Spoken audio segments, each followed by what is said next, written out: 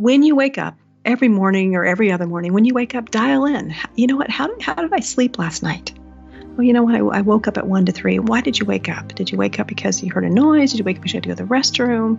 And then you think, well, how was my energy today? Do I feel kind of flat? Am I hitting the snooze button 2 or 3 times? And do I have a bellyache? Am I able to have a bowel movement first thing in the morning? How's my skin look? Do I have acne? And really, we've got this amazing vehicle. And it's like, gosh, the most phenomenal creation is the human body, mind, and spirit. And so I would encourage our listeners, if you don't know where to start with dialing in. And so when you think about being a force or being a magnet or being this vitality, I want to walk into a room and help elevate the vibration. And the only way I can do that is if I invest in my own well-being. That's Dr. Michelle Robin, and this is episode 318 of Wellness Force Radio. Wellness Force Radio, where we discover the physical and emotional intelligence to live life well. You can have the same brain states as someone who's done an hour of meditation every day for 40 years. There's a lot of losses that we go through, so the ability to be able to cope with those losses is very important to build skill in it, because loss will happen. You have to have spiritual courage to really grow spiritually, because if you really want to take guidance from your soul, you have to be ready to realize that many of the things that you're asking for guidance on, your ego has some kind of an addiction to or an investment in. This is it. 2019 is done. Welcome back to the podcast. It's Josh Trent, the last episode of 2019. I wanted to bring on a very special guest for this final show before we reach the new decade. You know, we're going into 2020. Did you know this? 2020, y'all. 2020. Tomorrow is 2020. This is what they talked about in the Jetsons. You remember that cartoon with the Jetsons? I'm 39, so if you don't know what the Jetsons are, you might be a millennial. That's cool too. Basically, 2020 was going to be the year where everything was transformed. We'd have robots serving us, humanity would be totally egalitarian, and maybe capitalism would be more conscious. Well, the only way this is going to happen is if we do exactly what our guest today is talking about, and that is treat each other with a very special ingredient, a secret ingredient to wellness. And it's not what you think. This ingredient is not what you think. I'm going to tell you exactly what this ingredient is in just a moment. But before we get there, I want to tell you about our guest today. Dr. Michelle Robin and I have known each other for, I think 3 years now, almost 3 years. Dr. Michelle Robin is a chiropractor, author, teacher, holistic healer, podcast host, unshakable optimist. She's also a speaker and the founder of Your Wellness Connection.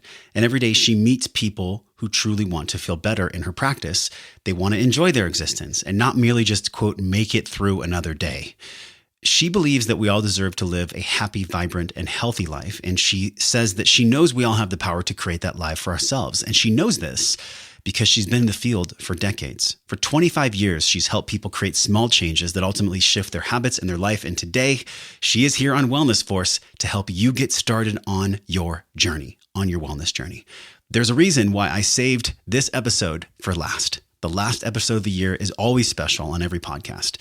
And this mission that Dr. Michelle talks about, small changes, big shifts, it starts now. It starts today. No resolutions, no big plans. We're talking about tiny habits that lead to big results. Now, I promised you I'd tell you the secret ingredient.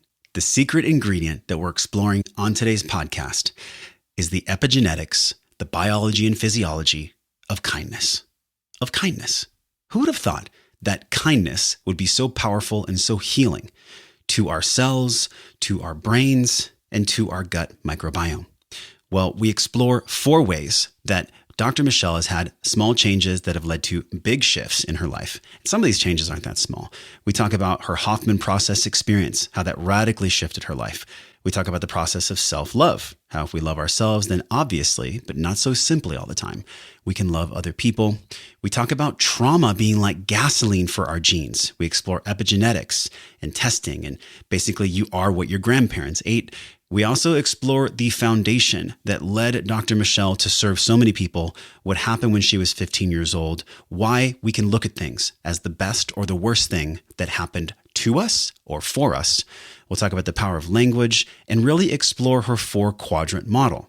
The 4-quadrant model that Dr. Michelle is well known for is mechanical, chemical, spiritual, psychological, and energetic. We go deep into all these. Let's dig in. And by the way, make sure you go to drmichellerobin.com. I was about ready to go to the podcast. I was like, let's dig into the podcast, because you could tell how excited I am for you to hear from Dr. Michelle. But make sure you go to drmichellerobin.com. There's so many resources there, 25 years of experience in wellness. This is a woman I am super proud to close out the 2019, the last day before 2020 in this new decade, where we get to practice the secret ingredient that will uplevel ourselves and connect everyone to their truth. And that is the ingredient of kindness, practicing kindness. Do that today and make 2020 the year that you practice kindness to yourself and to other people as the bedrock and foundation of your wellness intelligence. It would be so kind if you left a review for the podcast.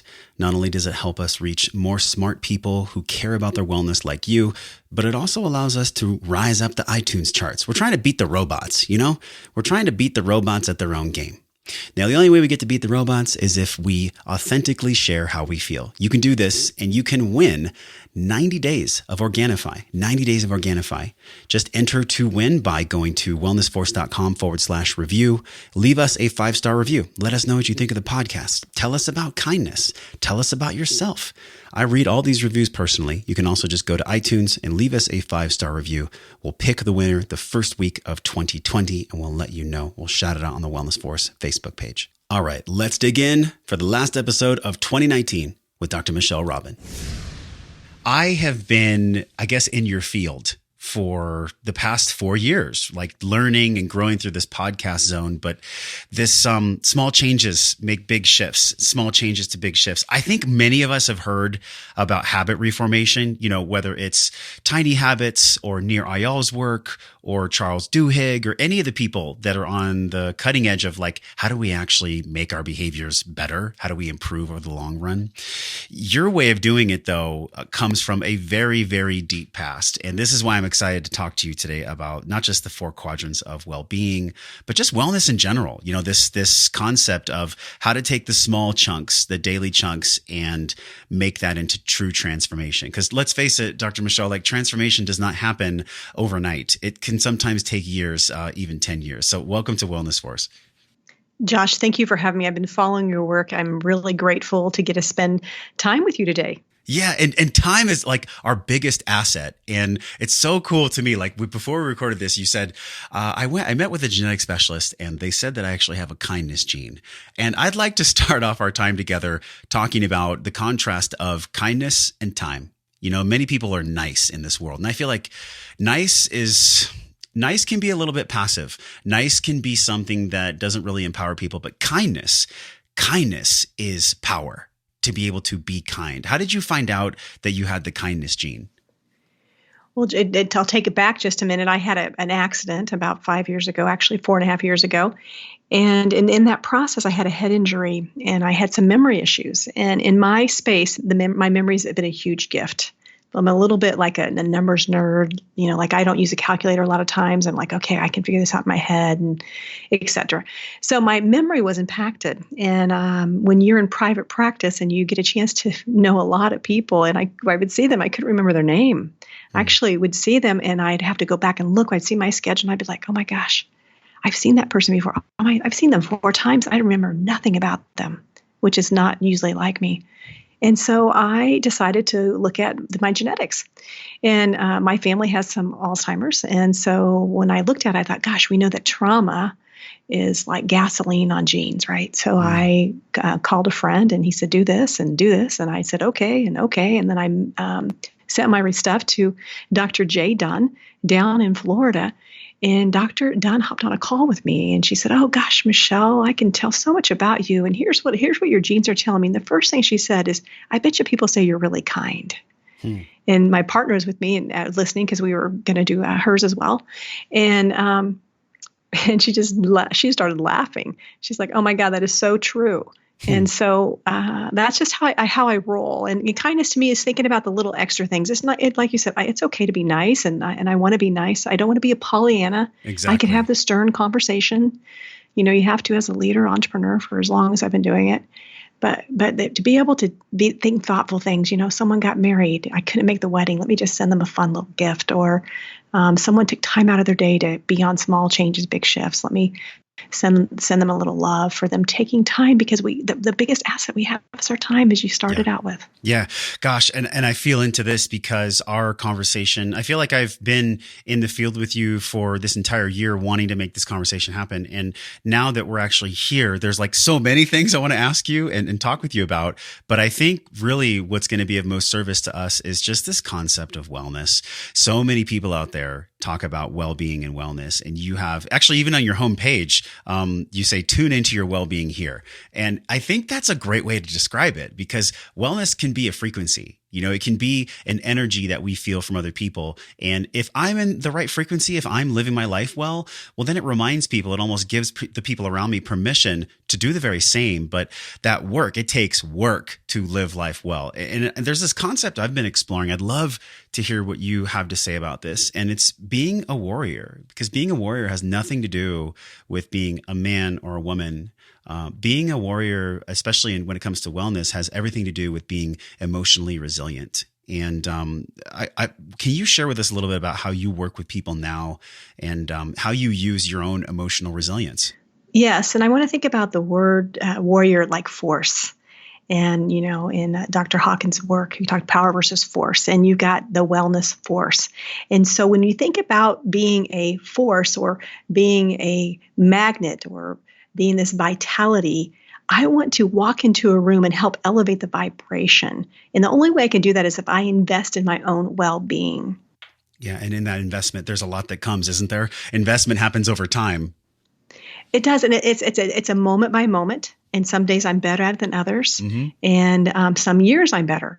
For me, I love the little wake-up calls that if you listen to the universe and you're dialed in, you're like, oh, wait a minute, that happened for my good. Yes, this whether it's a bike accident or hail damage or sexual violence, whatever the case may be, it's how could I turn that for my good? And I'm not advocating that those things need to happen for your growth, but it's how you spin it. And I've chosen through my journey, through the wonderful mentors I've had and the people that have been sprinkled along my journey, to shift that and take that into that force, that vibration that helps me not only be the best version of Michelle, but also to hopefully pull that out of other people. When you hear that word resilience, Dr. Michelle, like what does that actually make you feel when someone's resilient? Because, we look at trees in nature and we're already starting this conversation in my favorite space, and that is energetics, frequency, and vibration. So I'm thinking about for you as a professional, with a large academic background, how do you define resilience? Like what actually is emotional resilience to you? Well, part of it for me is rhythm and consistency. So I think if I have rhythm, it builds resilience. And so finding the tools and the habits that help me be resilient, so that I can bounce back. And I like to say that I like to give from my overflow, kind of like my undergrads in business and accounting. And you think about these great leaders like oh gosh, who's somebody comes off the top of my head, Bill Gates, right? And they're doing some great work around the planet, and they're giving from their extra. And so for me, with my resilience is I want to be able to give from my extra. And sometimes I get depleted. I mean, today was an example. I had to stop and say, I can't give to anybody else today. I got to take care of myself, and got some acupuncture. And I believe that I want to, for me, resilience is I have extra to give. I'm not giving from my core. I'm giving from my overflow. Gosh, that's a great way to describe it. I think a lot of people try to give what they don't have, and they beat themselves up for not giving. Yeah, one of my mentors is Barnett Hellsberg. He started a mentoring group in Kansas City, and he's a phenomenal philanthropist. And when he said to me, this is years ago, he said, you know what, if you can't give from your dollars, don't. Make sure you're taking care of your business, because that business is philanthropy. You are helping people live their lives. And so don't feel bad if you can't write a $10,000 check. Do Yes. what you can, but not putting yourself at risk. And so that was it stayed with me. And I sat with another leader who we were thinking about how do we do more in the community. She goes, Michelle, do you see all the people you're employing here and the people that you're helping? And I know that there's people that come in here that can't afford your care, and you guys are figuring out how to help them. And so I think that builds resilience when people also can pour into you. And we've got to be able to allow people to pour into us. And sometimes we act like we don't need people. Some people may think, oh, I got this all by myself. No one goes it alone. Josh, Yeah. you don't go alone. I don't go alone. Oh. We don't do these podcasts alone. We invite our tribe into the conversation. I mean, listen, you have actually, whether you know it or not, I'm just going to tell you here on the show, you have been energetically a support for me. Just not even without talking to me, just your presence out there. Like when I look at you and when I experience who Dr. Michelle really is, you do have this power of kindness. And I want to put power and kindness in the exact same sentence, because I think for a long time in my life, the aspect of myself where when I was being kind to others, my ego wanted to make that my weakness. And there was a big part of my heart that had to really step into that and go, actually, no, my kindness is my power. And you posted something about this recently on your Facebook. You posted an article about the most important factor for wellness having nothing to do with food or exercise or time management. It was about kindness. Can you share with us why you posted that? Yeah, kindness in the workplace. People always say what they can't do. Gosh, Michelle, I can't change my diet. I can't go to bed earlier. I can't drink water. But what you can do is you can look people in the eye and you can smile at them. For me, I'm a hugger, and there's a whole story why I'm a hugger. So how can we invest in that moment of looking people eye to eye, soul to soul versus roll to roll? We're all the same here. We're just trying to get through this thing called life. Yeah. Hopefully, some of us have maybe a bigger vision. Some of us are here raising kids, so maybe they're the ones having the big vision. I don't know what that's about for them, but I do know that I can just look people in the eye and just connect with them. It's interesting you say this. One of the questions I've shifted in my consultation. So I do a lot of wellness consultations, and I sit with people and I hear their story. And I've become pretty good, especially interviewing people for my podcast. Yes. Gotten pretty good at hearing people's story. And I added a couple questions. And Josh, this would be a question that's been really fascinating for me, is I'll ask them, tell me the worst thing that's happened to you in your life. And that's like, they look at me, and I don't say that's not in the first 5 minutes, by the way. Yeah, that says we're starting to wrap up our time together. I'm building this relationship, and they look at me, and some people are like, whoa, and it immediately takes them in an instant to their heart. And it depends on their age, whether it may be the loss of a family member. It could be, the other day I was working with a 16-year-old, and I asked her that question. My passion is people under 30. Because somebody came along my life at the age of 15, and here I am, 38 years later, because someone poured into me. And so I asked her that, and she started crying. And she said, I've got this friend who was a friend, but she was mean to my other friend. And I thought, wow, this went right to her soul. So think about having a kindness gene. I bet you she has a kindness gene too. Yeah. That just broke her soul. And it, didn't break her, but it just kind of went right to her heart.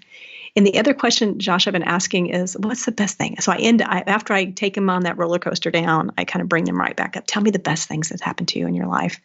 And I think if we can really hear that for people, it'll tell us kind of what's important to them and without judgment. Let's let that land for a moment. I know you did the Hoffman process early on in your career, and I'm curious if you could share with us, did that also help you formulate these powerful questions? What's the best thing? What's the worst thing? Because emotional intelligence is something that, for me, it feels like secondhand for you. Like when I hear you speak, when I feel your presence, what did that Hoffman process do for you, really? Well, God has saved my life, Josh. I was 31 years old, had a phenomenal practice, had a wonderful life, and I was sabotaging. I didn't think I deserved it. And I remember calling a minister friend of mine, a Unity minister, Mary Omwake. And she said to me, Michelle, I've been expecting your call. This is what I remember. It may not have been these exact words. I've been expecting your call. You give all your joy away. And that was a time in my life where I did give it all away. I didn't really feel like I deserved it. And so she recommended I go to the Hoffman process. And it was like 10 years of therapy in a week. I highly recommend it. I'm actually sending my new office leader, my client service leader's heading there in a few weeks. And this is my 22nd anniversary of going to the Hoffman process. It's a gift that gives to me every single day and helps me really connect more to when I do something, when I start questioning myself, because I get fired every day, Josh. So, you get fired every day. I get fired every day. When you see the patients I see and have a practice this size, I get fired every day because some people don't like me being nice. Yes. B, don't like a hug. C, they're not used to chiropractic care and whole person health care. And that's okay. Yeah. It's taken me a long time to say, you know what, I'm gonna be my authentic self, and I'm gonna treat you from a whole person perspective. If you come into me with back pain and want to have a pop and go experience, there's nothing wrong with that. It's hard for me to do that because I see so much potential. God, that's so wise. So within the Hoffman process, for people that don't know what that is, Dr. Michelle, like what actually is it? What is it like? I mean, you're not going to give us the whole process, but what is it in a couple sentences? Well, it's 4 parts. Getting aware. And one of my favorite quotes from my friend Wendy Bash right now is, when you're aware, you're halfway there. You get aware of these patterns that are running your life.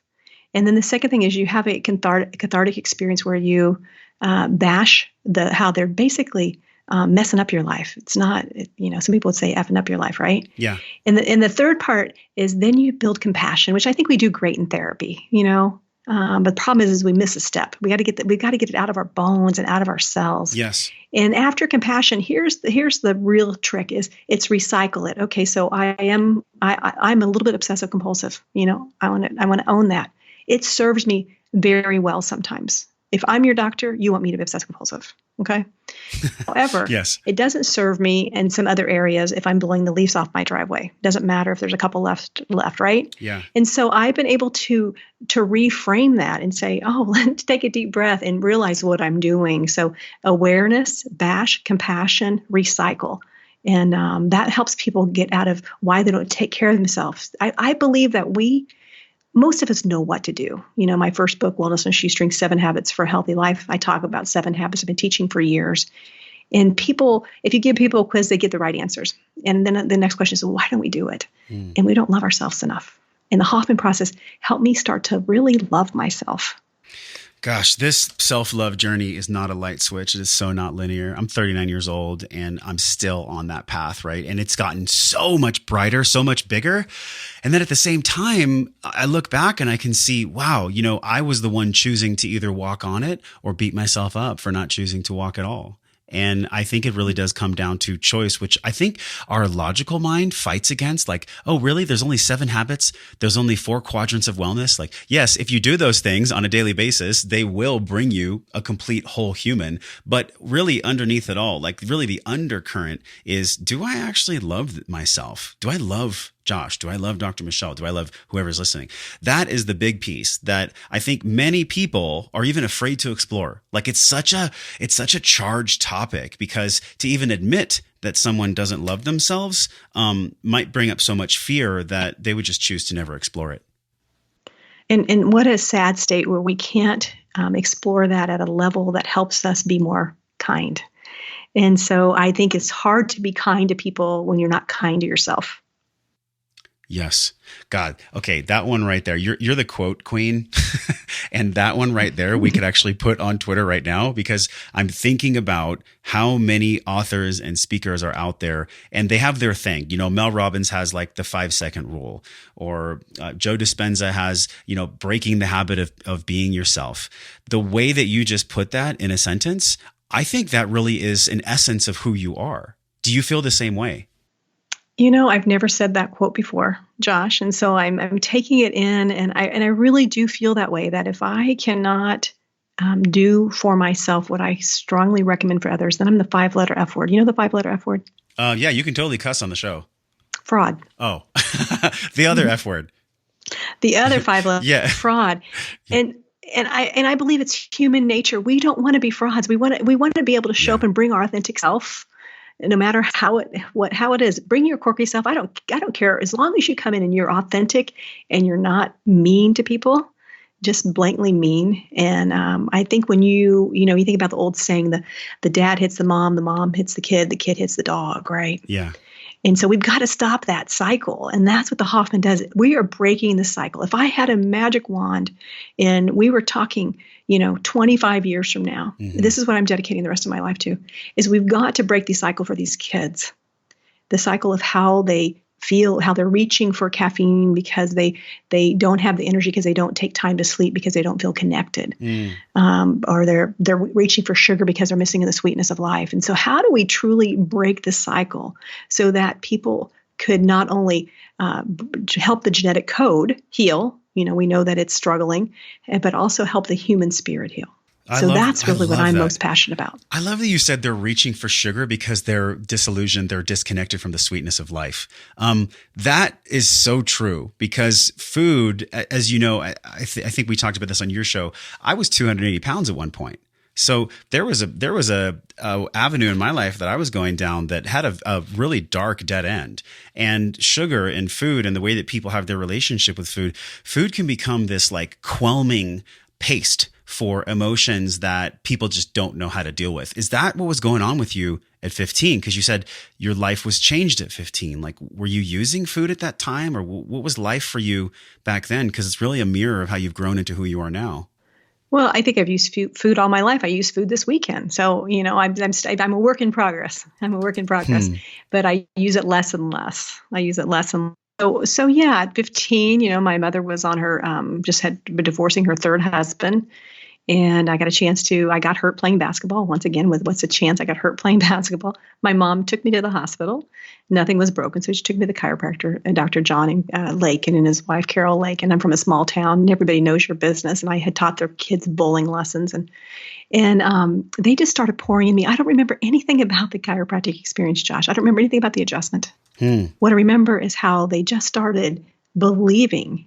And they said, gosh, Michelle, you could be anything you want to be. I mean, take those words into a 15-year-old who was just, I would hide behind my mom. I had 3 brothers.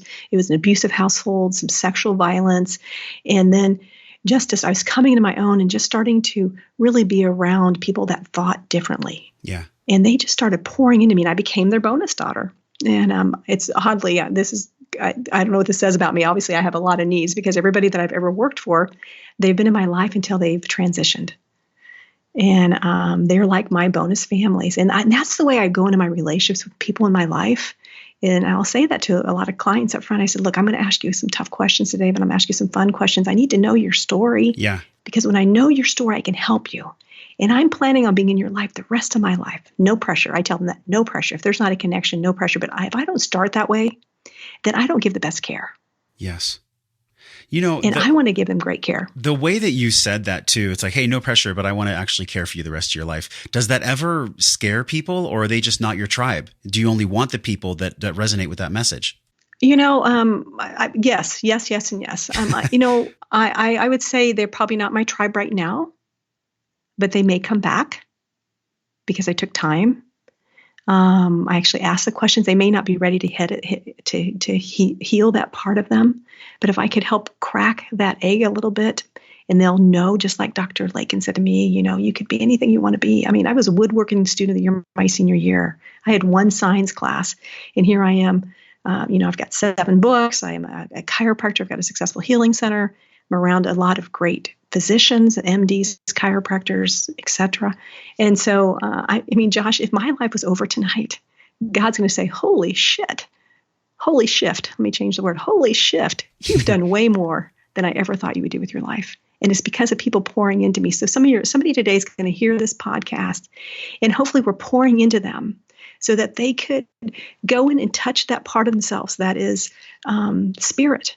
It's energy. And they're like, you know what? I can do this. And find the people around you who can help inspire you and lift you up, whether it's podcasts, whether it's books, whether it's quotes, whether it's a church support team or a healing team of environment, some different things like that. No one goes alone. You can't just do it through books and reading and podcasts. You've got to actually have human connection. So many of us struggle with energy. This is the truth. We all struggle at times with energy. But here's the thing, it does not have to be a struggle. There are certain science-based practices like micronutrients and adaptogens that'll allow you to get energy for the long term. This is my truth. I've been drinking Organifi for over 2 years, specifically the red juice in the afternoon. I want to talk about the red juice. The red juice has higher levels of nitric oxide in it. Organifi makes the red juice, which is a superfood powder. Literally, it's a superfood. It's slow dried. It keeps its nutrient value. It's GMO free. If you have been looking for an afternoon pickup, but not just caffeine, because let's face it, it makes our skin puffy. It can give us acne. Coffee is very frustrating for so many people, especially in the afternoons. It does not have to be a struggle anymore. You can get this nitric oxide rich, natural organic superfood powder to give you energy from the inside of your cells out, and it supports the show. So you can get the discount Organifi.com/wellnessforce. Use the code wellnessforce for 20% off. That is the biggest discount online. It's actually the best product online as well, as far as nitric oxide, and made from beets, by the way, organic. You can get this, Organifi.com/wellnessforce. Use the code wellnessforce to get 20% off and get energy from the inside out instead of supplementing with a bunch of things that'll make you ride the roller coaster up and then crash. You deserve better. This is your sign. Organifi.com/wellnessforce, code wellnessforce for 20% off the beets, the nitric oxide, and everything to give you more energy. Was there ever a time in your life, because it's pretty prevalent to me that when you speak and just the way that you put out your media, that you have a big connection with the divine, with higher intelligence, with God, however you want to describe it. Mm-hmm. That seems to fuel you quite a bit. And really, I can just almost feel like there's an angelic quality about you when I speak to you. That wasn't the case forever, or was it? Have you always had that kind of a connection? That's a great question. I don't know, because I don't remember a lot of my childhood. I can tell you some instances where, if people, I would encourage our listeners today to take a moment and reflect. Don't get stuck in the past, but I can reflect. And I think about when I was a young person, there was a gal, Ruth Owens, who made me clothes. I had no idea why she made me clothes until I got older, and I realized we were poor, right? And then my first stepfather taught in a Catholic school. We weren't Catholic, was not baptized Catholic at the time, and not now either today. But there was a nun that started pouring into me. And so I believe that I just have been blessed with some phenomenal people that they're my angels that showed up for me and took me to the next road, the next journey, and said, okay, now I'm going to hand you off to Dr. John. I'm going to hand you off to Dr. Yenny. I'm going to hand you off to the Pfingsten family. I've just been passed around to some phenomenal families who've taught me a lot of what to do, and they've taught me what not to do too as well, because people have their flaws. Yeah. And so I decided probably about, maybe 18 years ago, that I really wanted to dial in moment to moment. Not Sunday to Sunday. And like I said, I wasn't raised in church. I can't quote any scriptures. I definitely believe that there's something bigger going on here. I see it every single day. And whatever people want to call it, I can't.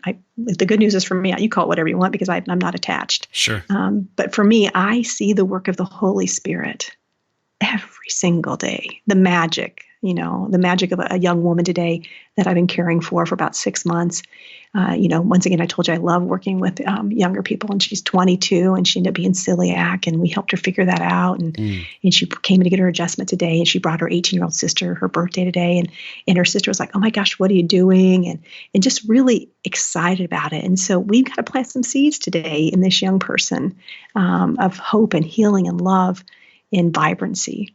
And so that's the divine. I love that so much. That's such a great way to describe it, because the kids, and even if you look at some parts of the Bible, I think, when Jesus would do some of his lectures and his teachings, he would place a child in the middle of the room. And he would tell everyone, all the adults, pay attention to the way this child is leaning into the message, to the way that this child is receiving the message, because kids can teach us so much. They're so pure. They're really essentially untouched by some of the malaise and the apathy that can infect adults as they age. And there's something about you that, no matter what you've been through, and it's been 30 plus years for you now, doing this healing work and speaking in so many ways that you're helping people. What is it about you? What do you pull from to maintain this consistent fire of curiosity? And really what I get from you is this childlike heart, this joy. I do all the things I mentioned. I look up quotes. I'm doing a quote of a day this year. And I started out just kind of, in a sense, promoting our new quote deck. And then I was having so much fun, and I was being inspired. And so I just kept going. I listened to podcasts. I listened to the Wellness Force. I listened to things that help lift me up to keep my head on straight, because I can get the monkey mind and the committee and the shoulda, coulda, wouldas. And I've got to pour in enough good to outweigh all the bad stuff that's coming at me, whether it's energetically or the media or getting fired from patients or having a doctor leave, whatever the case may be. I'm just trying to pour enough into myself so that I'm at least positive at the end of the day. When I lay my head down, I'm not in bankruptcy, because so many people are bankrupt and they're heading there, and they can make a small shift. They can drink water. That will help make a shift, because we're mostly water, right? Yep. They can go to bed 30 minutes earlier. the little tiny things that will really inspire them to get enough hope for the next day. Gosh, and I've heard Dispenza talk about this too, intelligent hope, right? There's a difference between hope where someone's begging and then hope where it's hope because it's coming from a very intelligent place. Do you lean towards the camp of intelligent hope, or do you think hope stands alone? Well, first of all, I've never heard of intelligent hope, just so you know. However, I do believe more in that. I'm not just throwing a whimsical hope out there. Yeah. For me, I really want to connect. And in my room, my treatment room's name's Hope One. And I believe when you're consulting with someone, you got to give people hope. And the one scripture I probably could get someone without hope, the people perish. And so for me, I would say it's more of an intelligent hope. Yep. Yeah, I think so. I have to read more about it, though. Yeah, and it's fascinating to me because if you even explore the word intelligence, right? Intelligence is not how smart you are. It's definitely not like how many books you've read or all the trainings that you've gone to. And this is what we've been leaning even more into on the show, Dr. Michelle, is intelligence is a few things. It's our ability to get information, to gather, like you said. You can't just get it from podcasts, but that's a great start. And then, are you trying the stuff on? Are you taking the supplements? Are you drinking the water? Are you connecting to spirit? Are you meditating? Are you going to get acupressure? Are you actually doing the things?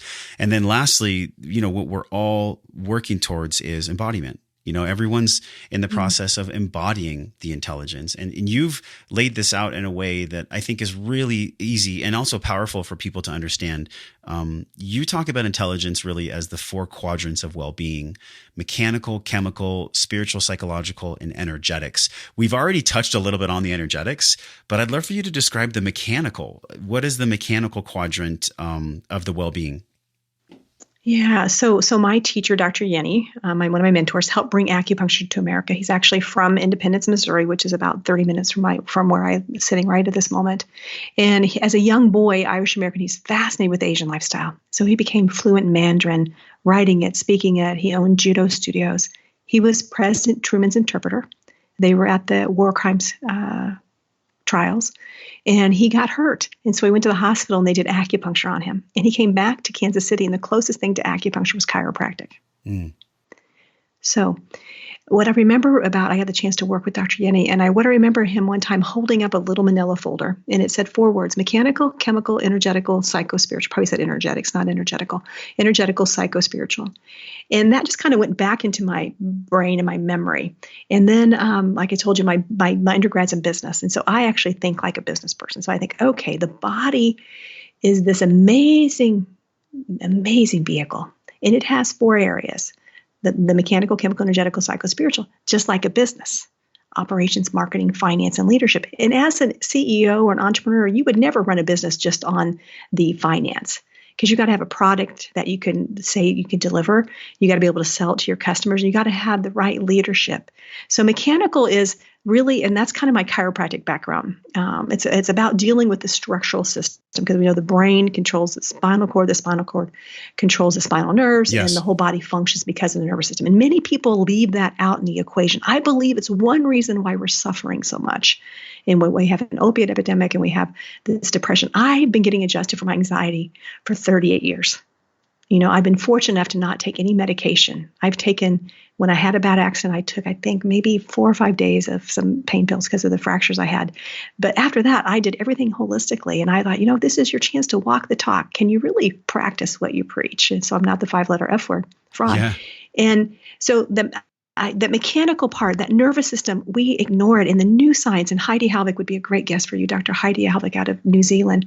And for her to talk about the neuroscience of what we're finding out, and James Chestnut, where the amygdala controls the adrenal and cortisol centers. And if you have fixations in your spine, or subluxations is what we call them, then you're going to have dysfunction in your nervous system.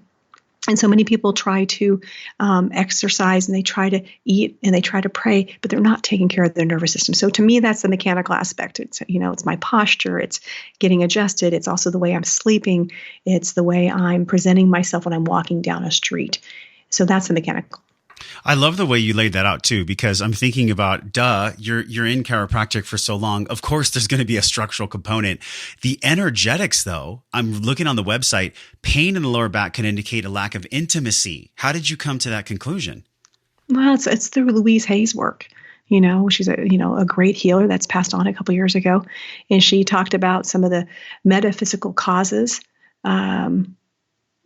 for some of the pain people have and some of the pain blocks. And so I'm thinking of a great story. This is a fun story. I just went to a wedding of one of my clients, and I started seeing her when she was like 29. I started seeing her in 2010. And she came in to see me for back pain, and I kind of do what I do, and I've gotten better at it over the years. And I put my hand on her back, and whoa, it was just so much anger and rage. And I had to take a deep breath. And I'm like, okay, this is not going to be a traditional low back pain at 29 years old. Plus, she was on 30 pills a day for Crohn's disease. So we were working together, and I actually just was at her wedding. And she is on no medications. She became a nurse after all. She did the Hoffman process, by the way. I saw her in August of 2010, and she did the Hoffman process in October, November of 2010, because she thought it was a quack initially. And then I think there was enough curiosity that she came back for the second visit. And then she started going to therapy, and she started getting some acupuncture, and she went to a holistic MD. And so it's all related. It's not one or the other. And that's what we got to get people to realize. It's not this or that. Yeah. It's this and that. This and that. Yeah, because I think if someone doesn't have a connection to family or community, or let's face it, even a higher power, you even talk about spiritual psychological for the lower back pain. If they have anger or inability to manifest intentions and desires, this can come up. I didn't know this as low back pain. Inability to manifest intentions can come up as low back pain. Is that also from Louise Hay's work? Yes. This is so powerful to me. I've never heard of this before. Yeah, it's so phenomenal, and it's also, we think about all the sexual violence, and I'm just going to label all that, because I think it's a common question we've got to be asking as practitioners, because that's where people are hitting up against that. Talking to a young man who said, "Well, I made this choice." I actually just had Damon West on my podcast. Oh, he's a great guest. You would love him. He's got so much energy, but he started using. He became an addict because he had sexual violence. And I don't think we really put enough spin on that so we can actually dive into that and heal it. It doesn't have to define you. It doesn't define me. It's just part of my story. And I've chosen to move through it so that I could get to the other side and get to my purpose and my calling. There's a chemical aspect too. There's the mechanical, chemical, spiritual, psychological, energetic. The chemical one is really about supporting our immune system health. Can you talk about this a little bit, the chemical aspect of the quadrant? Yeah. So people come to me and say, as a chiropractor, why do you care about what I'm eating? Well, if we know that the nervous system controls everything, but what controls the nervous system? And that's the gut. And so when you're polluting your body with food that does not serve you, and we've heard about all the gut biome and all the things that's happening with that, then all of a sudden your nervous system goes haywire. And so when I see somebody that's in chronic pain, I've got to not only address the mechanical, but I've also got to say, okay, what chemically are you doing? And whether it's too much alcohol, too much sugar, maybe they have an allergy to peanut butter. Who knows what it is? It could be I've had spinach come up, and I've had blueberries. And so you've got to look at that aspect. I really believe that by ignoring that aspect, we're doing a disservice. And so like vitamin D with K, we need K to drive it in. And that's why we're seeing an osteopenia epidemic, and that people are taking vitamin D, and that's not driving their number up. So I look at it that way. The nervous system is that intelligence that really helps drive the system, but it drives the system through the chemical and through the energetical and through the psycho-spiritual, because when we know that if you have a lot of stress, you are not going to be well. Yeah. Because that changes, that just upregulates your whole nervous system. How much are you using the power of breath with clients? Are you doing energy breath work or any kind of Wim Hof or any breathing protocols with people for stress reduction? Not enough. I got this great new doctor that was my intern that's been helping me, Dr. Zach, and he's like, we've been teaching him DNS breathing. And so I've taught breathing like the 1 minute breath, but we're diving more and more into it. And then wellness on a shoestring, we talk about that's habit. Number 2 is breathe, Rest, reflect, rejuvenate, breathe, move, free your space, etc. The 4 quadrants is a great starting place. So we're going to link this in the show notes. I want to shift because when you were talking about the shift for you that happened, the big shifts come from small changes. Like that's really our life. You know, one day we could eat really bad food. Then the next day we can just decide literally with the snap of fingers to be like, you know what? I'm just going to make one decision today that moves me in the direction of what I want. And it can be that simple, but there's something that comes in. I don't know how you would describe it, but I'd love to hear you explain how you see this. Is it the ego that sabotages us? What actually is sabotaging us when we start to make these little changes? Because we all know they'll work if we just consistently do them. I think it's love. I think it's lack of self-love. And if that's the ego, possibly. But I know that when I love myself, I take care of myself differently. And, you know, there's days I would say I'm clean, probably when I say clean, minimize sugar. I don't do dairy. I don't do wheat, you know, like 97% of the time, or maybe 95% of the time. I have alcohol maybe That's pretty once good. a month. 95, 97, Dr. Michelle, come on. Yeah, you know, my big weakness is French fries. So I just really try to keep those at bay. So, and I know that weakness is French fries because it's the salt. And I usually want those on Friday because I poured it all out all week. And I know that my adrenals drop on Friday. So I start to do a massage on Friday to kind of help my body recover. And so just those little things of self-care, and it's investment that you make. You either pay a little bit as you go now, or you get a big bill later. Yeah. And I don't know about you, Josh. I don't want a big bill later. I don't want a dis-ease. I don't want to not be able to bend down and tie my shoes or bend down and get on the floor and play with my dogs or play with my greats, nieces and nephews. So all those little things. And you have to have we talk about the bigger why, you know, and kind of what's your bigger why. And you got to almost pace that to the wall. You know what? I want to go on this hiking trip and I'm going to have to be in good shape to do that hiking trip. Yeah, there's so many people out there that are going to resonate with this. And then there's so many people out there that just honestly aren't at the state of awareness. I loved how we even started the show where you're talking about the Hoffman process is first, like, get aware of the patterns that are going on in your life that are running your life from a subconscious level. And I think about the kind of people that need your 4 quadrants and that need to make these small changes to get these big shifts. How do we reach them? Because those are the people that are going to bring more kids into the world. Then those kids are going to have a lack of awareness. Like, let's focus on what we can control and stay inside of that realm of power. How do we do this, though? How do we reach the people that aren't even at that stage of awareness? Well, I think you started the show right. We got to tune in. And so when you wake up, you know, every morning or every other morning, when you wake up, dial in. You know what? How did I sleep last night? Oh, you know what? I woke up at 1 to 3. Why did you wake up? Did you wake up because you heard a noise? Did you wake up because you had to go to the restroom, etc.? And then you think, well, how was my energy today? Do I feel kind of flat? Am I hitting the snooze button 2 or 3 times? And do I have a bellyache? Am I able to have a bowel movement first thing in the morning? How's my skin look? Do I have acne?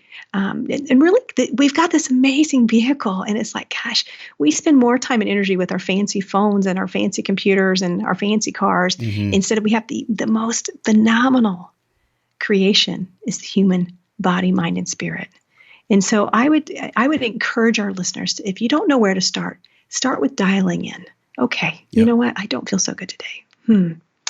What did I do the last couple of days? Who was I around? Was I around somebody that has me? I'm playing a tape in the back of my mind of who in the heck do I think I am? I'm not worthy. Challenging that.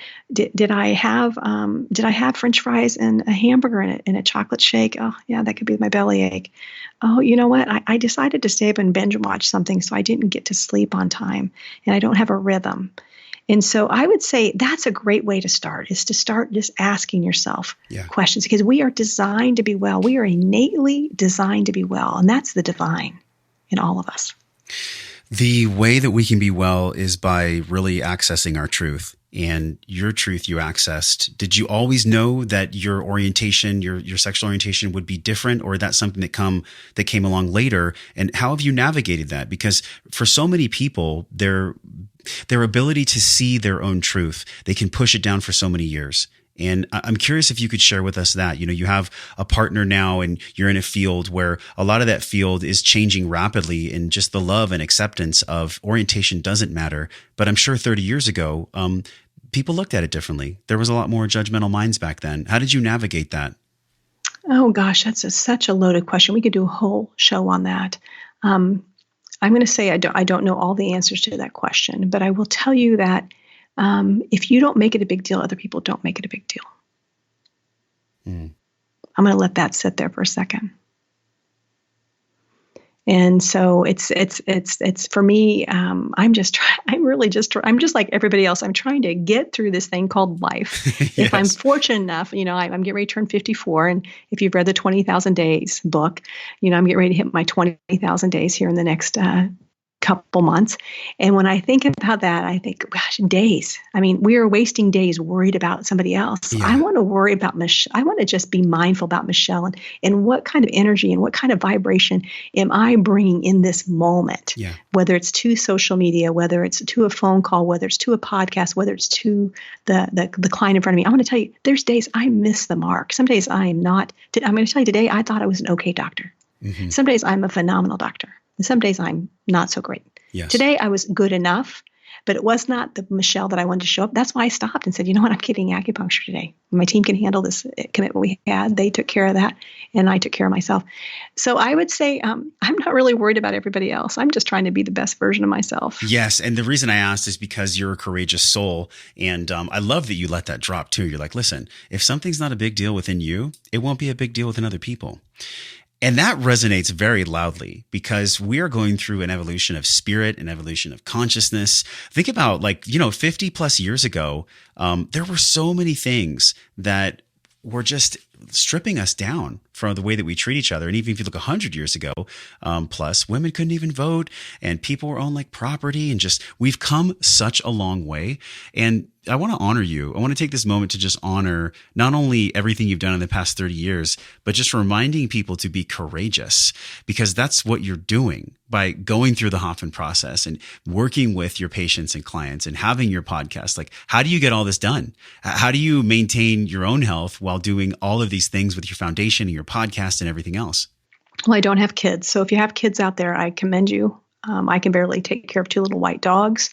So I think that's a different path. Yeah, and I've been given so much. I mean, when you look at where I've come from, and I know some of our listeners get this, I mean, I got to pinch myself. The life I'm getting to talk to Josh Trent, and we're sharing well-being, and we're sharing energy, and we're sharing love. And one person, if it's just one person a day, is going to say, you know what, I got something out of that, and I've got hope. And I'm going to take action and make a small change that leads to a big shift, and be mindful that I've got this gift of life. And how cool is that? I mean, I get chills Yes. even saying that. Oh, I love this. And I'm smiling too. And I'm thinking about, like, if we could just create whatever we wanted by focusing on the exact vibration that feels best to us, by focusing on the love, like you said, if something's not a big deal to you, then it won't be a big deal to other people. How do we adopt that as a society? Like, what do you think your role is while you're here on the planet? Because we only get a little bit of time here. What is your role here? What do you want to leave as a legacy? I think showing up for people in the little ways. When I had my accident, it was really a great thing. I had never broke a bone, and I kind of am kind of that martyr that, you know what, I got it. I've got my tribe, and I'll take care of myself. But it was amazing how many people showed up for me. I mean, literally actually a patient saw the accident, oddly enough. I was bicycling to my office, and the patient actually saw the accident. And but just the people that you get a chance to touch, I would say show up for people. And then, I've got a friend who just had hysterectomy. I couldn't go see her, but I sent I have a company I work with called the Broth Pot, and I had them deliver 10 things of broth so that she can use that to heal. It could be just sending somebody a quote deck, or sending somebody, my favorite company, Be Good to People. Just the little tiny things. You never know how that's going to ripple and shift somebody. So that's for me. I'm just going to try to show up, and be a go-giver. I want to be a go-giver and I don't want to go do something because what am I going to get from it? I didn't interview Josh Trent on my show Small Changes, Big Shifts, because I wanted to get something from it. I wanted to truly admired what you were doing. And here we are, maybe a couple of years later, having this conversation. And so I would encourage people to show up for people and show up for yourself and be a go-giver. And if you are in a bad state, go give. Yeah, that's a recipe, isn't it? There. It's a recipe. Like if I want to shift my state, the fastest way to shift my state is to do for someone else what I am wanting, what I'm craving, what I feel like will fulfill me. Like if I want love, the best way to do it is to go give love to someone else because I'm going to feel that ripple, as you mentioned. But for many of us, especially with mental health, as I've shared in the show, my mom has a disease that ruled her life.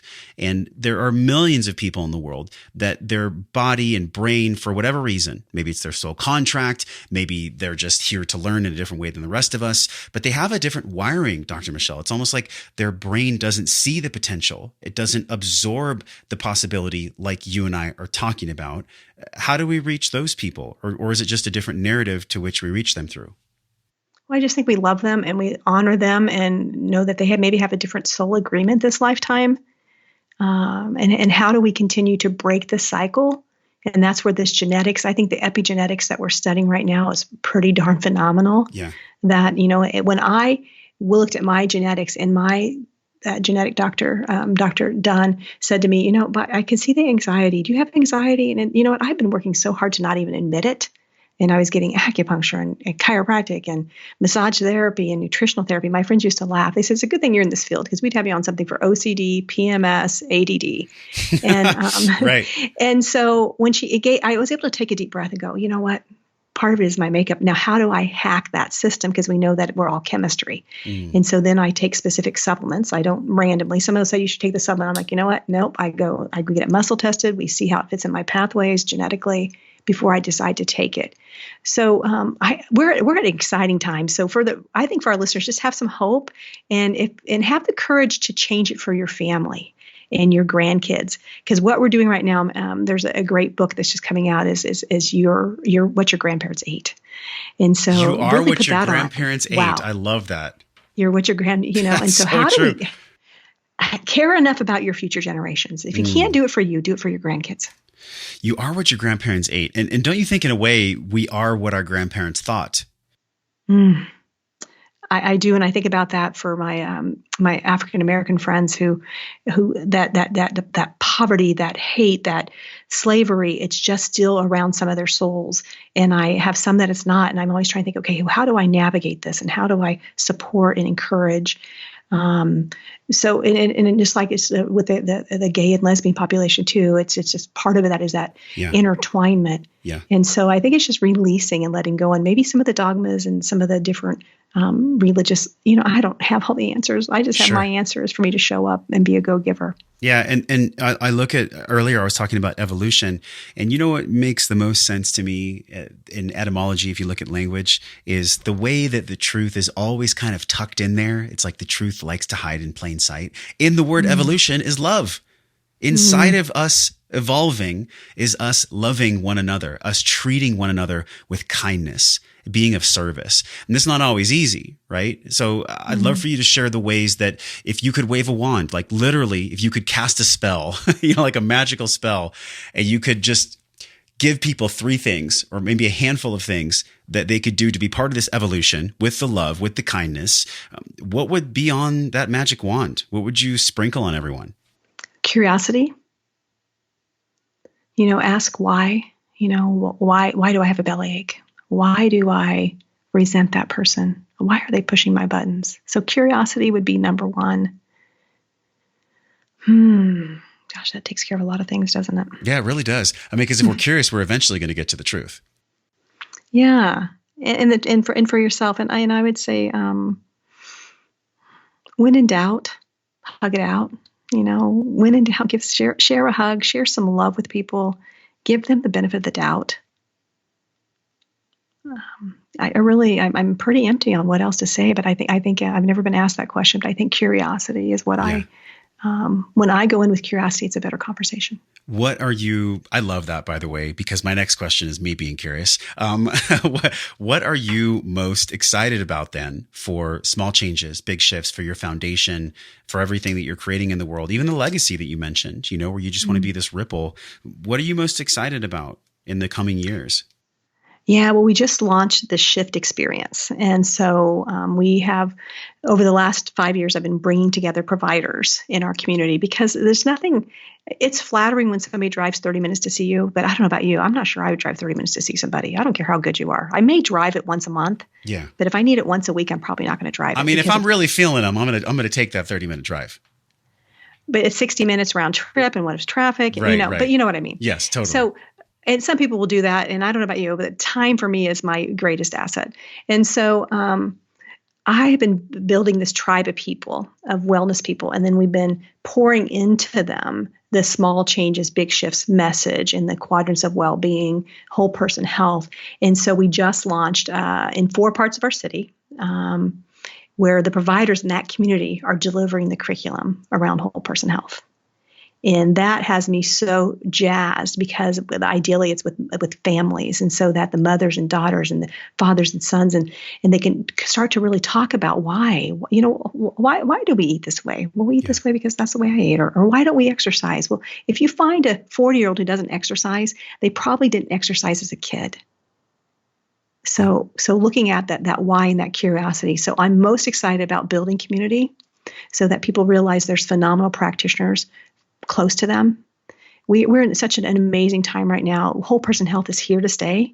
I was in a meeting recently, and somebody asked me, a CEO who's retired. He said, "Michelle, did you know this was coming? Did you do this because you knew there was going to be such a financial?" Of course, he asked that type of question. Of course, yeah, and it was a great question. He's a kid accountant type, and I said, "Are you kidding?" I said, "I'm just trying to stay alive." And if it's good for me, it's good for the people I serve. And so if you see me add something to my center, it's because I'm using it myself. I'm not. I don't do any of the fancy anti-aging stuff. I'm just not that smart to add it all, to be honest. But really, I just think that if people do the small changes that lead to big shifts and do the simple things, get sleep, hydrate, eat real food, spread love, free their mind, body, and spirit from the toxic thoughts and traumas and chemicals, and really just get out and get some sunshine, get some essential fatty acids. I really believe that will heal the planet. And I maybe have a lot of naivety, but let's try it. I don't think you do. I think you're right on point. And this is an echo of many other leaders that we've had on the show. And I'm flashing back to an episode we had with Josh Tickell. And he was talking about, the quality of our soil and the way that we treat the planet is a direct mirror and a reflection of our own soil inside of ourselves. What seeds we're planting within us, seeds of thought, seeds of nutrition, seeds of anything, seeds of beliefs. And I want to close out the show with something you said towards the beginning, because it really hit my heart. You said, trauma is like gasoline for our genes. If someone has experienced trauma and they're maybe in a state of sadness or depression, or, they got pulled to this podcast and they've been feeling kind of that flicker of hope, and they've been feeling that excitement of like, oh, there's other things possible. Can you speak to that person? Can you speak to that person who has experienced trauma and it feels like gasoline? Yeah, and a lot of people are stuck in a trauma state right now. I would say, you know what, as hard as it is, get out of your house, go find a team of people to help you.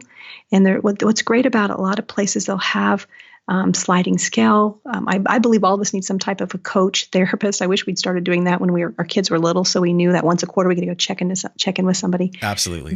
Whether it's through a church community, whether it's through AA or Al-Anon or ACOA or Narcotics Anonymous, whatever it is, there's people out there willing to help. The amount of people helping on the planet right now is unbelievable. Yeah. You've got to have the courage to plug in, and don't go just once, because one time you can talk yourself out of it. But if you commit to going 6 times, you'll probably get more out of it if you just give yourself a chance to really connect. So that would be my biggest thing is get out of your home, and also to think about how you're fueling your mind. Before you think about how you're fueling your body, fuel your mind. Listen to these podcasts, listen to quotes, start reading. There's so many TED Talks. Just really start pouring into your soul. I just actually was closing my eyes when you were speaking, and I'd love for you to lead us through just whatever comes through for you with this last question. It's a question that I ask every guest, and I'm going to close my eyes as you answer. Now, if you're driving in your car, like, don't do that. Don't close your eyes. Pull over, because I just have a sense that your wisdom right now will be really profound. Looking at everything that we've explored, intelligence, the gathering, the applying, and lastly, the embodying, and also your quadrants, understanding that everything truly does overlap. There is no such thing as one cause. Everything has a connection to everything else. It's really in the center of all this is wellness. And if you were to encapsulate wellness, if you were to define wellness, how would you speak that into existence, your definition of wellness? Two things. Well-being equals happiness. And I could say, do you want to be happy? And people would raise their hand. Do you want to be more well? It sounds like too much work. But here's my definition of wellness, is when your mind, body, and spirit don't get in your way of living life. When your mind, body, and spirit don't get in your way of living life, you're not paralyzed with fear. You don't have a bellyache. You don't have a headache. You don't have back pain. That's my definition of well-being. Smallchangesbigshifts.com is the website. Dr. Michelle, what an honor to be on your show, to have you on mine. And everyone, tune into your well-being. Tune in to your well-being. Make sure you go check out the Small Changes, Big Shifts podcast. We covered a lot of ground. Do you think there's anything that we missed? I just think I want to acknowledge you for the work you're doing, not only for the planet, but for yourself. And so I just want to say thank you to you for having the courage. I know what it takes to do a show week after week. And so I want to say thank you for stepping up and showing up. Oh, it feels good to receive that from you, and it's a total honor. So thank you so much for coming on the podcast, Dr. Michelle Robin. Hey, thanks for listening to the show, my friend. Everything you learned on this podcast starts with your morning practices. So from over 300 world-class guests, we pulled together 6 simple yet powerful morning practices down into a 21-minute system, guaranteed to increase your vibration and the way that you feel every day. Get this free, powerful guide over at wellnessforce.com/M21. And if you love this show, share it with somebody. Share it with somebody that you love or that you care about. You can support the show easily by leaving us a 5-star review on iTunes. Just go to wellnessforce.com/review, or if you're on your phone, just tap it, hit the link in purple that says review this podcast. And the journey does not stop here. We're continuing this discovering process in our private Facebook group over at wellnessforce.com/group. You can be a part of it. You already are. All you have to do is join us at wellnessforce.com/group, and I will welcome you at the door. Now go out into your life and live your life well. And until I see you again real soon, I'm wishing you love and wellness.